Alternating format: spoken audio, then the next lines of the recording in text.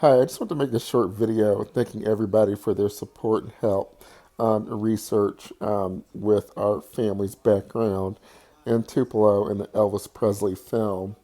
One of the reasons why we decided as a family to start looking into the history of Shake, Rag, and Tupelo is because we saw the recent movie and we always heard that Elvis Presley lived right next door to black families, but we really didn't know much on how he how closely he lived to my grandparents. I mean, I thought he lived on like some plantation somewhere or like the other side of the county. But for a lot of years, 20, 30, I'm in my mid 30s now. My great grandparents I knew, they died in the late 90s. My grandparents just passed away recently a few years ago. Elvis talked about stories of Elvis and his family, and they knew a lot more, I realized, than a lot of other people about his parents' background and the Smiths' background than what I heard from other videos like Sam Bell's or the movie. I felt like the movie kind of glossed over everything very quickly and they didn't tell some very important details. So it seemed like people were guessing at certain points. So that's why we decided to start looking into it to see if they did know Elvis very well. They knew the family very well. And we can confirm that we found a lot of records where they lived next door to Elvis. I mean, we found a next door location on Commerce Street in 1946.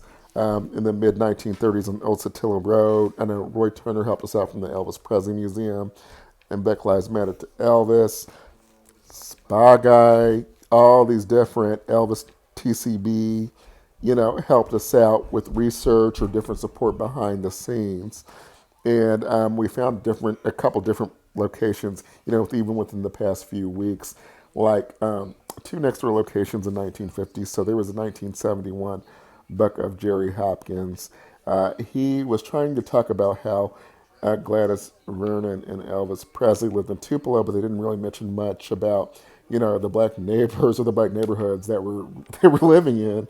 But it was funny because on the last page, he said, well, they didn't really talk to black people, or they kind of sort of communicated with them during that time. But then they put the name Buck Presley at the end of this book when I was talking with the publisher. And, we found Buck Presley's name right next to our family's name in like three or four different locations over the years. I know the one that I found that was pretty prominent, and I put it on before, was, right when the book said on Mooresville Road, two of our family members, or three of them really, lived right next door to Buck, when the book was made, 1940s, early 1950s. There were a couple more locations we just found recently this past week, thanks to the Smith and Presley family in the museum.